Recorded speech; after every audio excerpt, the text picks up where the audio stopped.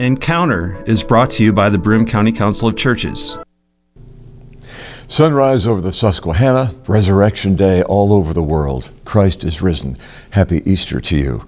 The Broome County Council of Churches presents Encounter, and this week Kelly DeVine goes on the road to talk to several area pastors about their plans for their church's Easter celebrations. Here's Kelly DeVine. Hi, I'm Kelly DeVine, and on behalf of Encounter, I would like to welcome you to our Easter special. We decided to do something a little bit special at Encounter to let you know what's going on for Easter in some of the local churches. So come with us as we visit Endicott. We're going to check out Union Presbyterian Church, and then we will come along to Binghamton. We have St. Francis of Assisi there. We're here in Nineveh at the Nineveh Presbyterian Church, and then we're following up in Johnson City at Sarah Jane Johnson United Methodist Church. So we want to make sure to wish you a happy Easter. We're here at Union Presbyterian Church with Reverend Pat Raube. Today we're going to chat a little bit about Easter. Just kind of like to know what the focus of your Easter Sunday service would be. Do you have anything specifically that you... Sure. Well, we have two different services on Easter Sunday. For the last several years, we've had a sunrise service, and we started out doing it over at Round Top Park, which gives you a beautiful vision of the sun rising over the river.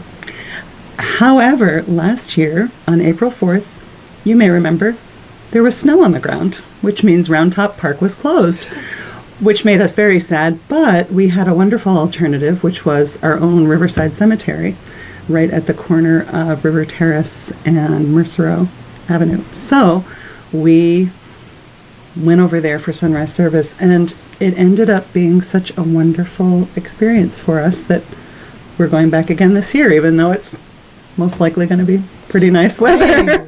No snow, we hope. What we usually do for the service is my planning begins several months beforehand when I Google the time of sunrise for Easter Sunday.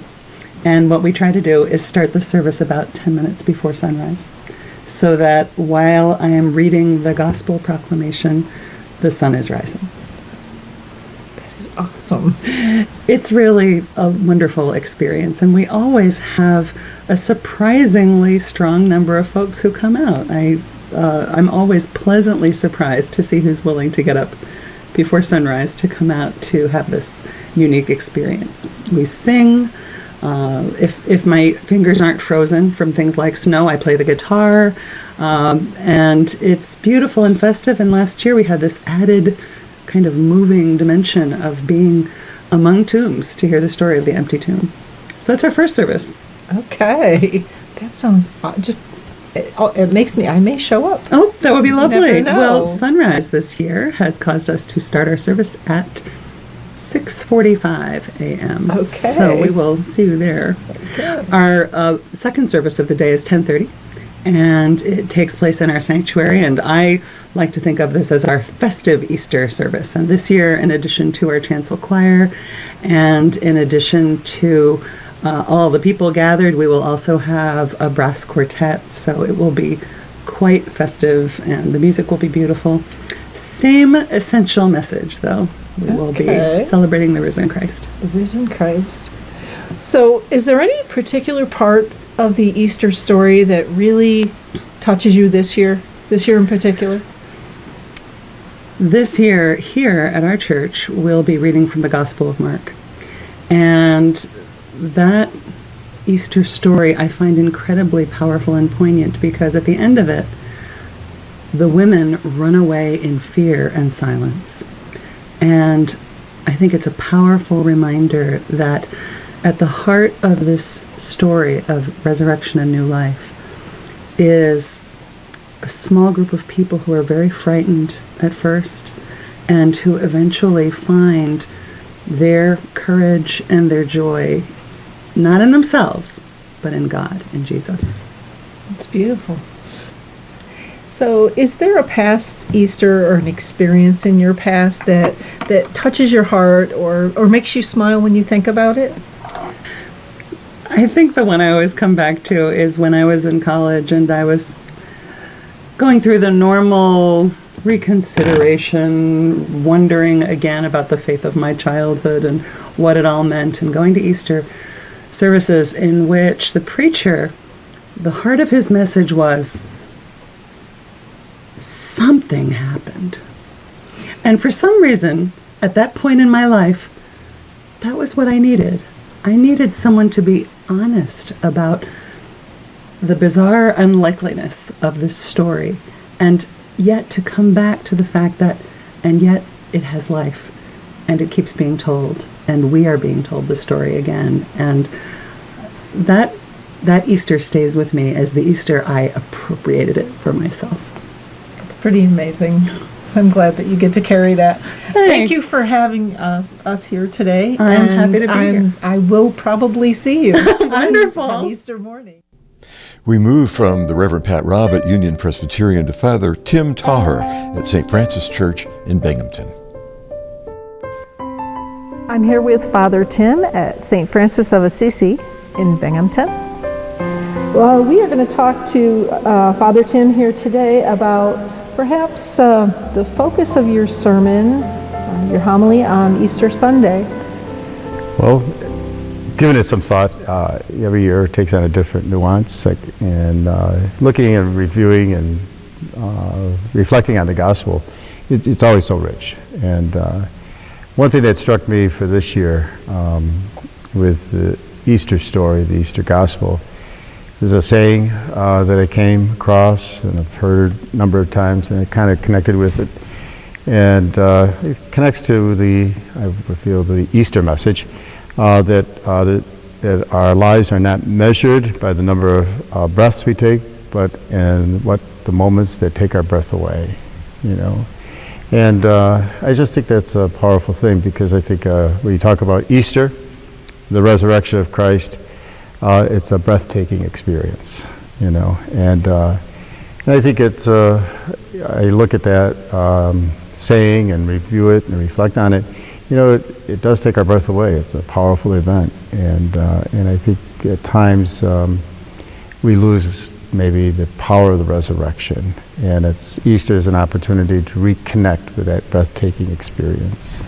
So here at St. Francis, is there anything really special for the season, for Lent and Easter that happens here? Well, the way I look at it, and the way our Catholic liturgical experience evolves with the Paschal celebration, begins really Holy Thursday. So it's one long continuous celebration, one long liturgy really, beginning Holy Thursday with the Mass of the Lord's Supper, then Good Friday, the liturgy of the Passion and Death of Christ, and then the Easter Vigil, Easter liturgies, culminating with that celebration. So I think the ritual speaks for itself. I feel in many ways you don't have to add much to it, because the way the liturgy has evolved, it captures as much as it can the power of those days. It seems like it builds, actually. That's awesome. It does, yes. Is there a particular story of maybe an Easter past that really brings joy to your heart and maybe a smile to your face when you think of it? Well, there's been a number of them, really. I look back before I was ordained. I was at a monastery not far from here in Elmira for the Triduum for Easter Sunday, and it was a powerful liturgy and experience to be there at the Mount Savior those days, because it was the hottest day of the year that year. April was the only day we had 90-degree weather. But we started the liturgy at 4 o'clock in the morning in the outside, and it was very warm. And as the sun was coming up through the windows of the chapel, we were singing the Gloria, and it just had a powerful, everything just connected to be a powerful event. And there have been other experiences like that. When I had my first assignment in Syracuse, we started having sunrise liturgies, and that has grown and has continued on in Syracuse. Now I'm not in Syracuse, I haven't been for a while, but I know that continues to be experience people enjoy on Easter Sunday. So those were always special, and the number of people that used to come. So had those type of experiences that I still connect with. Well, the other thing, I was looking at the gospel, and one thing, there's a theme there I overlooked, and I'm connected with this year too. In St. John's gospel, the main characters there, are running all the time. And they go back to that saying about, well, it takes our breath away. You know, when you run, it takes your breath away. You know, you have to breathe, and breathe well, and to make the distance. I find that Mary Magdalene, when she gets to the tomb, finding it empty and the stone rolled away, she runs away. And she runs away. And as she's running away, she runs into Peter. And she runs away in confusion, not knowing what's taking place. And then meeting Peter and the disciple Jesus loved, after hearing Mary's news, they run to the tomb. And they find that tomb empty. And I guess it's a sense that everyone's running in the story. and it gave me to think, how about ourselves? What are we running to the tomb? Why are we running to the tomb? What makes us run to the tomb? And I think that gives us hope. We run to the tomb for hope. We run to the tomb for life. We run to the tomb to know that love is greater than hate. And I think maybe it's an idea and maybe a way to reflect and say, why am I running to the tomb? What's making me run to the tomb? And it's those experiences of life that are confusing, perplexing, and there are no answers to. And that all just seems to be an impetus for us to run to the tomb. So I think it's why are we running to the tomb? It's that self-examination that brings the feeling of the season and the focus of the season right there. Right. So, well, thank you so much for joining us, Father Tim. Appreciate it. Thank you. Happy Easter. Father Tim Taugher at St. Francis of Assisi Catholic Church in Binghamton. Next, Kelly DeVine travels to Nineveh Presbyterian Church to speak with the pastor there, Reverend Emrys Tyler.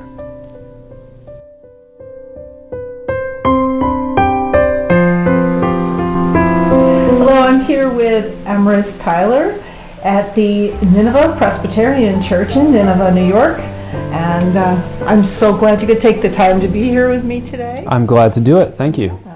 Well, I've come today to maybe find out a little bit of the focus that you're going to take for your Easter service. Is there something special that you do for Easter here at Nineveh Presbyterian? The focus is always on the resurrection story as the core, because that's the thing. I mean, the resurrection is the thing. No matter where that takes me in a sermon, no matter where that takes me in worship leadership, as a application, if you will, the return to life from death that's the thing. And there's a sense in which I think I can't improve on that. It is so stunning, it is so world-changing in human hearts as well as cosmically, that simply to shine a light on that and to tell the story in living color again, I think is sufficient in and of itself. There's always a desire. I'm a preacher, right? I got to keep talking. You're going to experience that right now. I got to keep talking and keep telling and keep spinning.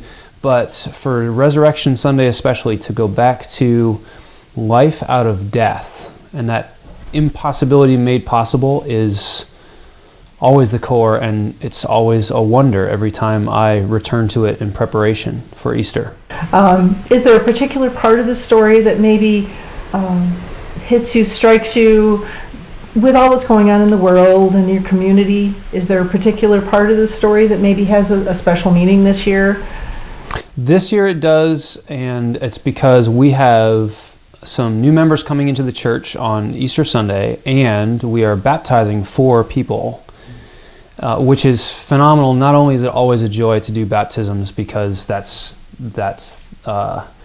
new people coming into the life of Jesus Christ and coming into the church, but Resurrection Sunday, which I don't think here at Nineveh since I've served here, I don't think we've done a baptism on Resurrection Sunday. That was an ancient practice for the church. Actually, that was the Sunday on which one was baptized, because that is the ritual that is so closely correlated to new life, coming into new life, putting on the new white robes of Christ. And so this Sunday, I get the blessing of meditating not only on Jesus' resurrection, but helping folks meditate on how my life in the church is a returning to God's life and being reborn into a new life.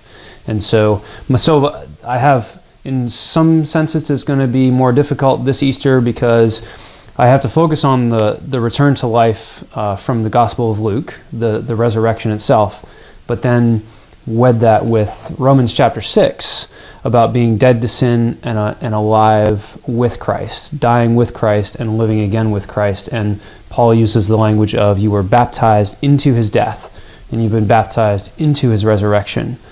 And it'll be beautiful in that it won't just be a meditation, because right after we do that, water will be poured out on people and they're going to get wet and they're going to feel something different, and I will feel something different, and it'll be a moment when we can actually remember for ourselves and point to them and say, here is new life. So yes, this year is exciting for that reason. That is so very special. Thank you for sharing that. Going back to, speaking of special, going back to Easters in the past, do you have a particular Easter that it warms your heart or brings a smile to your face when you think of it? Yes. My favorite Easter story from here is a time when I did a time for children. I do a time for children every Sunday morning, and I did a time for children which involved, before the worship service, blowing out eggs, taking the yolk and the white out of eggs, and then having the kids up and not telling them I did that. So I had like a 6-pack or a dozen eggs, but one of them in there was blown out, so there's no contents. So the idea is to say, what happens when I crack this egg? Well, of course, you're going to get yolk and white. That's what the kids expect. So, but not from this one. It's the empty tomb reference, right? So people expected to go to the tomb and find the body of Jesus, the women when they went, and they didn't find it. And then that's the aha moment. It's empty. Oh, what does that mean? And all the possibilities that brings about. So this is the concretization of this story, is this blown out egg. So I've blown out 2 or 3 eggs. I try them at home, make sure this is going to work. But I want to make this dramatic. So I invite one of my congregation members. He knows about it beforehand. He knows the deal. I invite him. Wait, did I tell him? Can't remember if I told him beforehand that the egg would be empty. But I had him come forward. And one of the things I love about the folks at Nineveh is they're game for just about anything. If I lead them lovingly, they have entrusted me with risky stuff in worship. So Ron comes up to the front and he sits down, and Ron is this really big guy. He's a Dutchman, comes from solid Dutch blood, which means he's really tall and really strong, and handsome. I should say that on tape too, for all the world to see. And but he's a really gentle soul and has a great sense of humor. So I call him up and I sit him down and I say to the kids, this morning,